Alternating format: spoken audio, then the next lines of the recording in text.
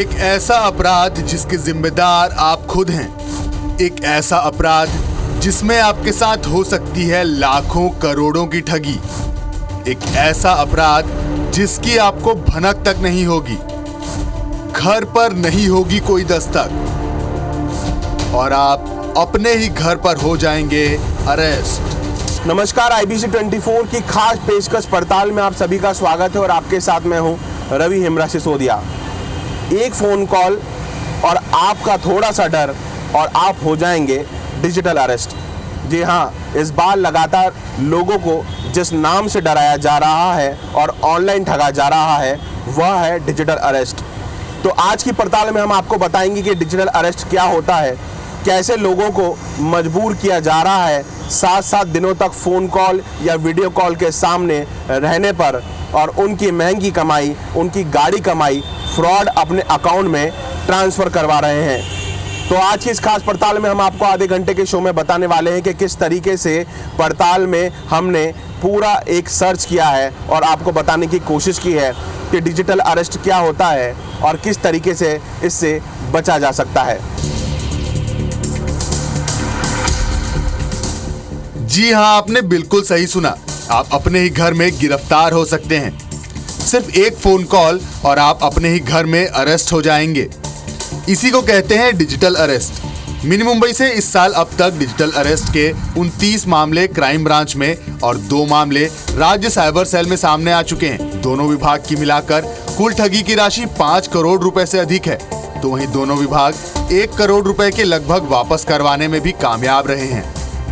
दरअसल पार्सल में ड्रग होने और अवैध सामान मिलने जैसी बात कहकर डिजिटल अरेस्ट किया जा रहा है। इंदौर में इस तरह की वारदात की शिकायत सबसे पहले एक डॉक्टर दंपत्ति ने की थी। इसके बाद कई ऐसे मामले सामने आ चुके हैं। सबसे ताजा मामला इंदौर के ही तिलक नगर में रहने वाली एक महिला के साथ हुई वारदात का है, जिसमें महिला को कैमरे के सामने कैद कर उसके साथ 40 लाख की धोखाधड़ी की गई। इस पूरी वारदात में आरोपियों ने महिला को डिजिटल अरेस्ट किया था। अब बात इस फ्रॉड के लोकेशंस की करें तो अधिकतर लोकेशन झारखंड के जमताड़ा और हरियाणा का नूह इस साइबर फ्रॉड का सबसे बड़ा हब है। उड़ीसा, दिल्ली, पश्चिम बंगाल, उत्तर प्रदेश और बिहार से भी इसके तार जुड़े हैं। देश के हर कोने से ठग लोगों को ठगी का शिकार बना रहे हैं। इसके अलावा ताइवान से भी सीधे डिजिटल अरेस्ट के तार जुड़े हैं। अब डिजिटल अरेस्ट के मामलों में जहां गुजरात पुलिस ने 12 लोगों को गिरफ्तार किया है, तो इंदौर पुलिस भी गुजरात पुलिस के संपर्क में है। बता दें कि ऑनलाइन फ्रॉड के मामलों में UAE, Philippines, China, Hong Kong, Nigeria, USA की लोकेशन भी सामने आई है। देखिए, डिजिटल अरेस्ट जो शब्द है ये कानून की भाषा में कहीं भी परिभाषित नहीं है, पर चूंकि जो साइबर क्राइम आजकल हो रहे हैं उसमें जिस तरीके की मॉडस ऑपरेंडी अपराध का तरीका ये अपराधी अपना रहे हैं, उसको देखते हुए चूंकि किसी भी व्यक्ति को डरा धमका कर और उसको ऑनलाइन जो है ऐसा पीड़ित करके, चूंकि एक रूम में बंद करके कोशिश की जाती है कि उसका जो पैसा है, उसके अकाउंट्स में जो पैसा है उसको हस्तांतरित करा लिया जाए। इसको डिजिटल अरेस्ट कहा जा रहा है। तो ये 2 गतिविधियां हो रही हैं। व्हाट्सएप पे कॉलिंग होती है और फिर स्काइप ऐप का यूज़ हो रहा है। तो जहाँ तक जो पैसे इसमें पीड़ितों से डलवाए जा रहे हैं वो भारतीय खातों में ही डल रहे हैं। ज़्यादातर खाते जो हैं वो करेंट अकाउंट्स हैं। उसमें से भी कुछ खाते कंपनियों के नाम से खोले गए हैं, चाहे वो MSME कंपनी हो या दूसरी कंपनी हो। और जिन खातों को जब तस्दीक किया जा रहा है तो वो नॉन KYC कंप्लाइंट मिल रहे हैं। यानी मान लीजिए कि एक खाते में X एड्रेस लिखा है, उस एड्रेस पे जब पुलिस पहुंचती है तो पाती है कि वहाँ वो एड्रेस नॉन एग्जिस्टेंस है, वो व्यक्ति नॉन एग्जिस्टेंट है। अकाउंट सब जगह all over India wide spread है। कहीं पश्चिम बंगाल का अकाउंट है, कहीं दिल्ली का, कहीं नोएडा का, कहीं गुड़गांव का, कहीं झारखंड का, कहीं उड़ीसा का, कहीं असम का। तो इस तरह से अकाउंट्स आते हैं। फिर उनके बाद जो सिमों की लोकेशंस आती है वो भी सब बाहर की आती है, साउथ की और नॉर्थ में, और बिहार की भी, पश्चिम बंगाल, वेस्ट बंगाल। तो इसमें लगभग 40 के करीब हॉट स्पॉट्स है जो आइडेंटिफाइड है। तो चूँकि ये ऑल ओवर ऑर्गेनाइज तरीके से करते हैं, इसमें सिमों की व्यवस्था करने वाले लोग अलग होते हैं और एक जो अकाउंट की व्यवस्था करने वाले लोग अलग होते हैं। और उसके बाद फिर जो टेक्निकल टीम होती है वो अलग होती है, जो डील करने वाली टीम होती है वो अलग होती है। तो इस तरह से इनके काम बटे हुए रहते हैं और इस तरीके से ये लोग काम करते हैं, पूरे वाइड स्प्रेड फैले हुए हैं। अभी हमने आपको बताया कि डिजिटल अरेस्ट क्या होता है और किस तरीके से ये अवैध गतिविधियां संचालित हो रही है। अब आपको बताते हैं कि कैसे डिजिटल अरेस्ट के जाल में लोगों को फंसाया जा रहा है और खुद लोग अपने आप बीती के माध्यम से आपको बताएंगे कि कैसे डिजिटल अरेस्ट में उनको फंसाया गया और आप इससे कैसे बच सकते हैं।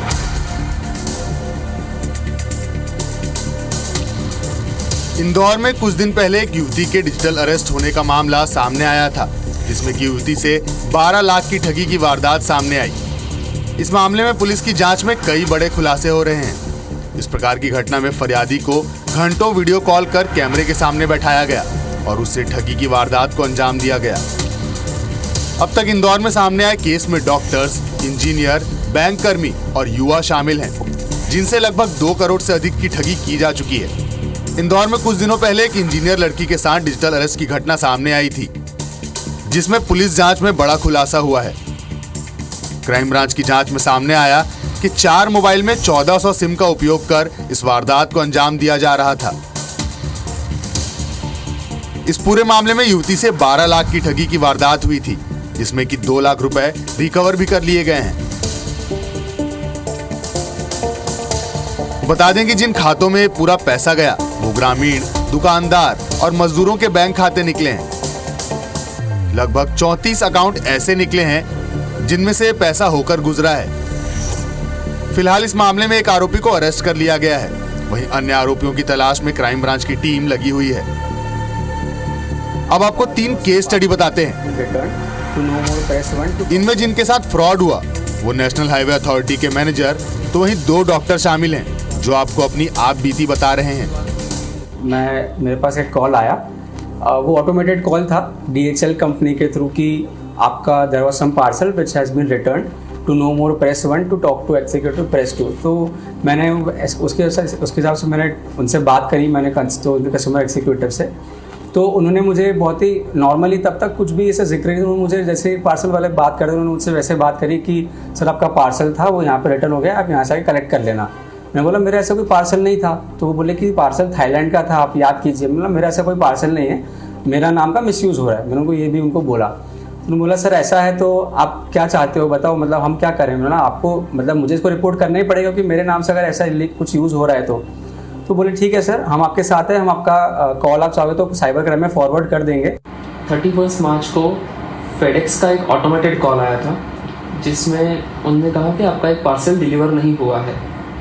अगर आपकी तरफ से कोई भी आपको जानकारी चाहिए तो कस्टमर केयर को ज्वाइन कर सकते हो। तो उस पर ही ऑटोमेटेड कॉल से डायरेक्टली कस्टमर केयर के लिए हम लोग आगे बढ़े। तो एक दबाया तो कस्टमर केयर से जो भी लेडी बात कर रही थी उन्होंने बोला कि आपका पार्सल थाईलैंड में रिसीव नहीं हुआ है, आपको पार्सल आने नहीं वाला है, आपका रिसीव नहीं हुआ है। तो हमने उनसे पूछा कि थाईलैंड में तो हमारा कोई गया ही नहीं है, ना हमने पार्सल किया है ना कुछ किया है।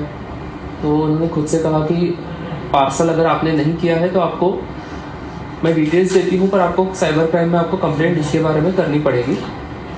मुंबई से पार्सल गया है तो आपको मुंबई आना पड़ेगा, या अगर आप चाहते हैं तो आप मैं डायरेक्टली यहाँ से कनेक्ट कर सकते हैं। तो उन्होंने सब डिटेल्स दिए कि पार्सल में क्या क्या है, जिसमें लिखा था 5 पासपोर्ट्स हैं, 1 लैपटॉप है, MDMA करके ड्रग है और कुछ कपड़े हैं, 40 किलो कुछ तो कपड़े हैं, ऐसी सब चीज़ें भेजी हुई हैं। आपका आधार ID के साथ वो लिंक्ड है पार्सल। ठीक है, तो साइबर क्राइम के साथ उन्होंने खुद से ही कनेक्ट किया। साइबर क्राइम वालों ने पूछना चालू किया सब चीज़ें कि क्या हुआ है, क्या कंप्लेंट है आपकी। उस पर बात हुई कि ऐसे ऐसे पार्सल थाईलैंड में गया है, ऐसे फेडेक्स से हमें कॉल आया था और वो रिसीव नहीं हुआ है, उसके कंटेंट्स हमें बताए गए हैं। इस कंटेंट के हिसाब से उन्होंने बोला कि आप कंप्लेंट दर्ज भिजवाइए। हम लोग तो वही सोच रहे थे कि ये कंप्लेंट सिर्फ रजिस्टर हो जाएगी और बात खत्म हो जाएगी, बट वहाँ से उन्होंने आधार कार्ड ID मांग लिया, जस्ट नंबर। आधार कार्ड ID से उन्होंने चेक किया, कहीं पे तो वॉकी टॉकी टाइप्स बात हुई, कहीं पे हेडक्वार्टर से बात हो रही है ऐसे। तो हेडक्वार्टर से रेड अलर्ट आया कि ये आधार कार्ड ID किसी फ्रॉड में लिंक्ड है करके। सबसे पहले आरोपी का फोन फरियादी के पास आता है और उसे बताया जाता है कि एक पार्सल मिला है जो उसके नाम का है। इसके बाद पार्सल में मादक पदार्थ जैसे कि ड्रग्स, कोकेन होने की बात कही जाती है। इसके बाद CBI और केंद्रीय जांच एजेंसियों का डर दिखाया जाता है। इस डर को पुख्ता करने के लिए CBI और गृह मंत्रालय के फर्जी नोटिस तक दिखाए जाते हैं। इसके बाद फरियादी को डिजिटल अरेस्ट करने के लिए वीडियो कॉल पर जोड़ा जाता है। वीडियो कॉल पर जुड़ने के बाद फरियादी एक तरह से अरेस्ट माना जाता है। इसके बाद उसके खातों की जांच की बात कही जाती है। फरियादी से उसका पैसा फ्रीज करने की बात कहकर ये बोला जाता है कि सरकारी अकाउंट में वह अपने खातों की राशि जमा करे और इस तरह से ठगी की वारदात को अंजाम दिया जाता है। जब तक फरियादी को ठगी की बात समझ में आती है तब तक उसका अकाउंट खाली हो चुका होता है। देखिए, अगर अपन देखेंगे तो डिजिटल अरेस्ट के जो मामले सामने आए वो दो प्रकार से सामने आए हैं। एक डिजिटल अरेस्ट में सीधे ऑटोमेटेड कॉल होता है और बताते हैं वो हम फेडेक्स इंटरनेशनल कुरियर सर्विस की कस्टमर केयर से बोल रहे हैं और आपका एक पार्सल है जो कि मुंबई एयरपोर्ट पर पकड़ा गया है। उस पार्सल में फिर वो कनेक्ट कराते हैं कस्टमर के। मैं एयरपोर्ट ऑफिसर बोल रहा हूँ। आपका जो पार्सल है उसमें इलीगल MDMA ड्रग है, कुछ पासपोर्ट्स मिले हैं और कुछ पैसे मिले, डॉलर्स मिले हैं और कुछ इसके अलावा ATM कार्ड्स मिले हैं और पैन कार्ड मिले हैं और इस तरह से आपके खिलाफ कार्रवाई होगी। और फिर उसके बाद उसको क्राइम ब्रांच से कनेक्ट करा देते हैं। फिर क्राइम ब्रांच उसको CBI ED से कनेक्ट करा देती है। फिर वहाँ बोलते हैं कि आप स्काइप वीडियो कॉल पर आ जाएँ और हमारा डिजिटली इंट्रोगेशन में हमारा सहयोग करें, ऑनलाइन इन्वेस्टिगेशन में सहयोग करें और फिर उनको स्काइप वीडियो कॉल पर ले लेते हैं। फिर वहाँ बोल देते हैं उनसे कि अब आप गेट बंद कर दें और खिड़की बंद कर दें। अब कहीं भी आप वीडियो कॉल को काटेंगे नहीं, कहीं भी जाएंगे नहीं, वॉशरूम नहीं जाएंगे, खाना खाने नहीं जाएंगे, हमारी बिना परमिशन के आप कोई भी काम नहीं करेंगे, आप यू आर डिजिटली अरेस्ट। तो इस तरह से उनको किया जाता है और फिर उनको अकाउंट से पैसा निकाल लिया जाता है। एक तरीका ये है। दूसरा तरीका यह सीधे उनके पास थाने से फ़ोन आता है कि आपकी सिम का इलीगल एक्टिविटी में इस्तेमाल हुआ है और आपके खिलाफ FIR की गई है। क्राइम ब्रांच में FIR है और ED ने FIR की है और उसने CBI इसको जांच कर रही है। तो सीधे आपकी सिम 2 घंटे में जो सिम का इस्तेमाल हुआ उसमें FIR रजिस्टर की गई है और इस तरह से फिर व्हाट्सअप के वीडियो कॉल में ले लेते हैं। तो इस तरह से उनको वीडियो कॉल में लेकर डिजिटली अरेस्ट कर लेते हैं। 2 तरीके के मामले इस तरह चल रहे हैं। पहले वाले केस में तो जो उनका जो शेयर्स थे, जो डीमैट अकाउंट था, उसमें से शेयर्स को भी रिडीम करा के और उसका पैसा जो है सैनिटाइज कराने के लिए, यानी पैसे के शुद्धिकरण के नाम पर उसको RBI के तथाकथित खाते, जो ठगों के ही खाते थे, उन खातों में स्थानांतरित कराया गया और फिर जो है उनको आर्थिक नुकसान पहुंचाया गया। ये तो एक मामला था। दूसरे 2 मामलों में ट्राई का अधिकारी, telecom regulatory authority of India का अधिकारी बन के और ये बताया गया कि जो आपका मोबाइल नंबर है वो अवैध गतिविधियों में लिप्त पाया गया है। उनके नाम से डर बता के उसको ये बताया जाता है कि ये जो केस है ये बहुत ही हाई प्रोफाइल केस है, इसमें बहुत सारे लोग इन्वॉल्व हैं, आप अगर इसके बारे में चर्चा भी किसी से करेंगे तो संभव है कि ये आपकी अगेंस्ट ही जाए। इस तरह से वो व्यक्ति जो होता है, जो पीड़ित होता है, उसको इतना डरा दिया जाता है कि उसको लगता है कि ये जो सामने वाले जो ठग हैं वो मेरी मदद ही कर रहे हैं। और एक और बात इसमें तथ्य निकल के आया, हमारे जो 3 प्रकरण हैं, ये तीनों ही व्यक्ति 60 वर्ष से ऊपर के हैं और रिटायर्ड लोग हैं और उनकी जो सेविंग्स थी या उनके जो शेयर्स थे उनको ही जो है अलग अलग मामलों में इन ठगों ने दूसरे खातों में स्थानांतरित कराया। जिन्हें हम अति शिक्षित कहते हैं, तो बड़े आश्चर्य की बात यह है कि सबसे ज़्यादा डिजिटल अरेस्ट के शिकार भी वे ही लोग हुए हैं। यानी कि रिटायर्ड जज की बात कर ली जाए या फिर डॉक्टर की, इंजीनियर की बात कर ली जाए या फिर IT प्रोफेशनल्स की, इन सभी को ठगों ने डिजिटल अरेस्ट का शिकार बनाया है। तो आइए इस खबर में हम जानते हैं कि वो कौन कौन से प्रोफेशनल हैं जिन्हें ठगों ने डिजिटल अरेस्ट का शिकार बनाया है।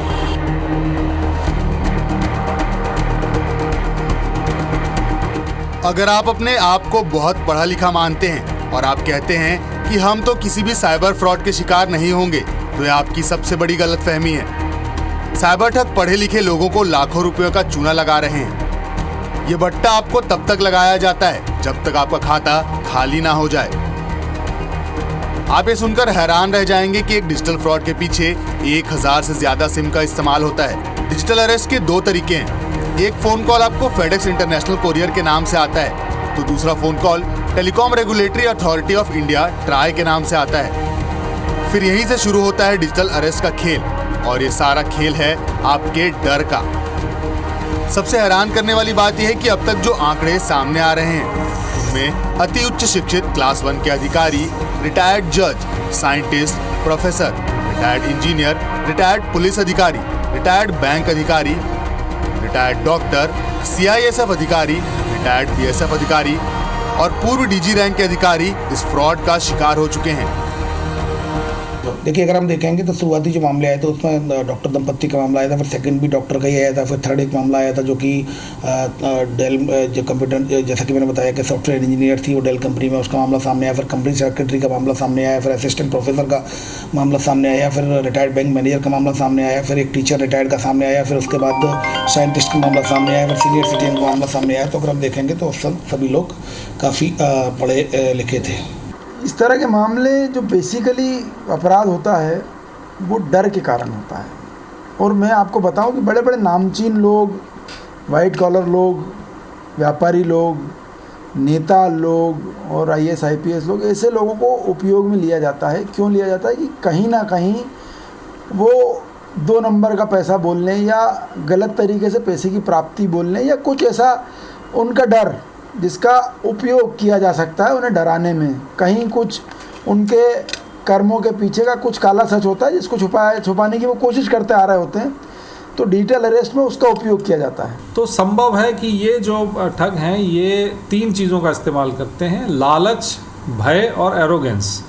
यानी कि आपको ये कहा गया कि हम तो आपकी मदद ही कर रहे हैं, पहले भय पैदा किया आपके अंदर में कि आपका जो कुरियर है उसमें ड्रग्स मिल गया, फिर वो भय पैदा करने के बाद आपको मदद करने की कोशिश कर रहे हैं, हम आपका पैसा सैनिटाइज करेंगे, फिर आपके एरोगेंस का लाभ लिया कि आपको एक अरेस्ट वारंट दिखा दिया, FIR दिखा दी फर्जी, तो वो आपके इग्नोरेंस का लाभ लिया। यानी आपकी जो जानकारी कोई भी कानून प्रवर्तक एजेंसी इस तरीके से स्काइप ऐप या कोई वीडियो कॉलिंग ऐप नहीं डाउनलोड कराती, ना ही उस पर बातचीत करती है, लेकिन उसका भी डर दिखाया गया। तो लालच, भय और इग्नोरेंस, ये तीनों ही फैक्टर्स का दुरुपयोग करके और सोशल इंजीनियरिंग की जो टेक्निक्स हैं उनका दुरुपयोग करके इन ठगों ने विक्टिम्स को नुकसान पहुंचाया। एक बात तो साफ हो चुकी है कि उच्च शिक्षित लोग जब डिजिटल अरेस्ट का शिकार हो सकते हैं तो कोई भी डिजिटल अरेस्ट का काफ़ी आसानी से शिकार हो सकता है। लेकिन अब ये जानते हैं कि इंदौर सहित पूरे मध्य प्रदेश और पूरे देश में डिजिटल अरेस्ट को लेकर कितनी शिकायतें दर्ज हुई हैं और कितने करोड़ों रुपए अब तक फ्रॉडस्टर ने लोगों से ठग लिए हैं, और भारतीय संविधान में या फिर भारतीय न्याय संहिता में डिजिटल अरेस्ट को लेकर कितने कड़े कानून हैं और उसमें अधिकतम कितनी सजा हो सकती है। देखिए इस खास रिपोर्ट में।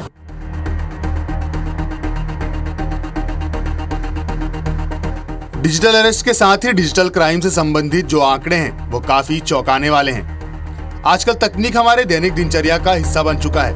मोबाइल का उपयोग अमूमन हर एक आम इंसान करता है। इंदौर में अगर डिजिटल अरेस्ट के मामलों की बात की जाए तो राज्य साइबर सेल और इंदौर क्राइम ब्रांच के कुल मामलों की संख्या 31 जरूर है, लेकिन इसकी राशि 5 करोड़ रुपए से अधिक है। लेकिन ये कहानी सिर्फ इंदौर या मध्य प्रदेश की नहीं है, बल्कि पूरे देश की है। पूरे देश में अगर साइबर क्राइम की बात करें तो डिजिटल अरेस्ट के 4600 केस हैं, जिसकी कुल राशि 120 करोड़ रुपए है। इन्वेस्टमेंट फ्रॉड के 62,587 केस हैं, जिसकी कुल राशि 420 करोड़ रुपए है। ट्रेडिंग स्कैम के 20,043 केस हैं, जिसकी कुल राशि 222 करोड़ रुपए है। डिजिटल स्कैम के 1,725 केस हैं, जिसकी कुल राशि 13 करोड़ रुपए है। और अब इसको चूंकि नई जो VNS कानून में इसको ऑर्गेनाइज क्राइम की तरह ले लिया गया है, और ये सबसे अच्छी बात है। साइबर फ्रॉड के लिए कड़े कानून बनाए गए हैं, जिसमें कि 6 महीने से लेकर 10 साल तक की आपको सजा हो सकती है। ये ऑर्गेनाइज क्राइम है और इसमें बिल्कुल, और इस ऑर्गेनाइज क्राइम करते समय अगर मर्डर भी हो जाता है किसी का तो फिर वो उसमें फांसी की सजा भी मिल सकती है। तो इस बार बड़े कड़े कानून बनाए गए हैं VNS में।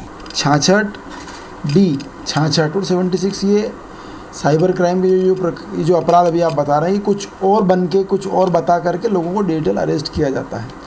तो ये जो IT में स्पेसिफिक प्रावधान है वो ये हैं, और इसमें लगभग करीब 3 साल तक की सज़ा है केवल, और ज़्यादा गंभीर सज़ाएं नहीं हैं जिसमें गंभीर सज़ा होना चाहिए। परंतु नया जो BNSS आया है, जिसमें अब संगठित अपराध को परिभाषित किया गया धारा 111 में, उसके तहत चीज़ें बदल गई है, और ये पूरा 5 साल तक की सज़ा उसमें की गई है। अर्थदंड भी 5 लाख तक का दिया गया है। गंभीर अपराध होने में, मृत्यु तक की स्थिति बनने में फांसी तक का प्रावधान भी है। भारतीय न्याय संहिता है और जो भी हमारे नागरिक सुरक्षा संहिता जो लागू हो गई है, उसमें इसको संगठित अपराध की श्रेणी में माना गया, धारा 111 BNSS के तहत। और अब जो है, जैसे अगर आईटी एक्ट की बात करें तो आईटी एक्ट में ये चीटिंग बाय पर्सोनेशन यानी पहचान प्रतिरूपण द्वारा जो है वो छल किया जा रहा है, तो 66D आईटी एक्ट का भी इसमें दुरुपयोग हो रहा है। तो इन सभी श्रेणियों में चूंकि संगठित अपराध भी इसमें जुड़ गया है, तो अब पहले की तरह चूंकि आईटी एक्ट में 3 वर्ष की सज़ा थी, लेकिन अब जो है ये धारा 318 के तहत धोखाधड़ी, आर्थिक धोखाधड़ी और संगठित अपराध की श्रेणी में आ गया, तो इसमें 10 वर्ष तक की सज़ा का प्रावधान हो गया है। अब तक हमने आपको बताया कि डिजिटल अरेस्ट क्या होता है, कहां से हो रहा है, कैसे आपको ठगी का शिकार बनाया जा सकता है, कौन कौन से प्रोफेशनल्स हैं जिनको शिकार बनाया जा रहा है। लेकिन अब जो खबर है वो आपके काम की है। जी हाँ, कैसे डिजिटल अरेस्ट होने से अपने आप को बचाया जा सकता है, अब हम आपको बता रहे हैं। तो इस पूरी खबर में देखिए कि कैसे डिजिटल अरेस्ट होने से आप अपने आप को, अपने परिवारजनों को और अपने जानने वालों को बचा सकते हैं।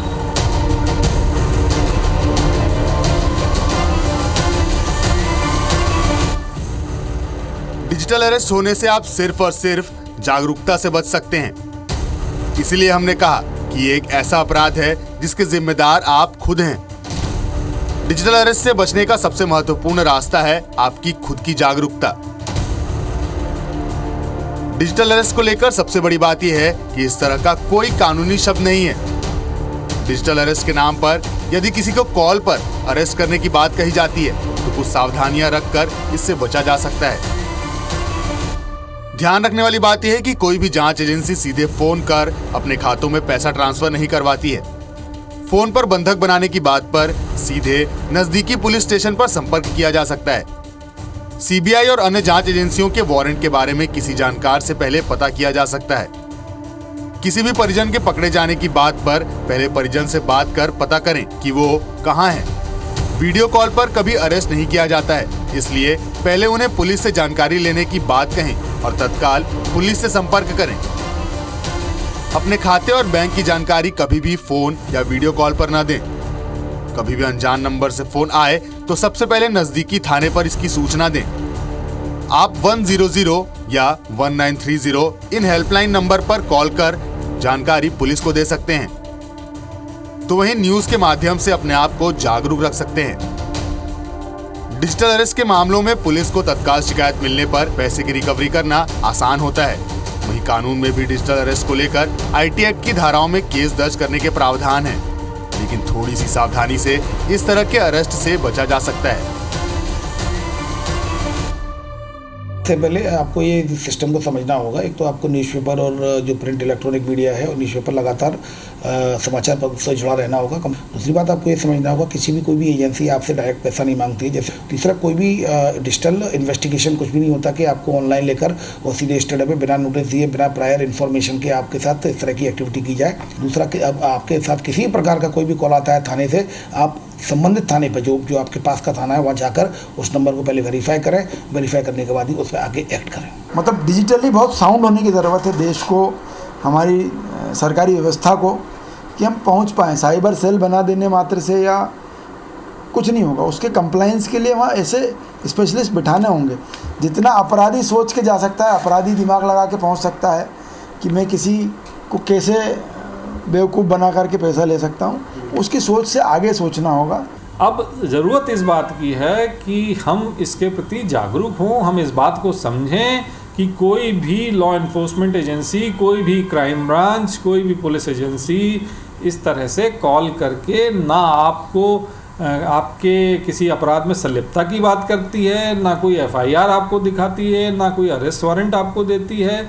और डिजिटल अरेस्ट जो है वो तो मतलब कहीं से कहीं तक कोई कानूनी वो स्थिति है ही नहीं। IBC 24 की हमेशा से यह मुहिम रही है कि हम हमारे दर्शकों को उन ट्रेंडिंग फ्रॉड से बचाएं जो समय समय पर चलते रहते हैं। इसके पहले हमने आपको सेक्सटॉर्शन से लेकर डिजिटल स्लेवरी और अब हमने आपको बताया है कि किस तरीके के फ्रॉडस्टर डिजिटल अरेस्ट से आपको शिकार बना सकते हैं। तो सावधान रहिए, सतर्क रहिए और देखते रहिए IBC 24। Camera person Akhilesh Jaiswal के साथ रवि हेमरा सिसोदिया, इंदौर।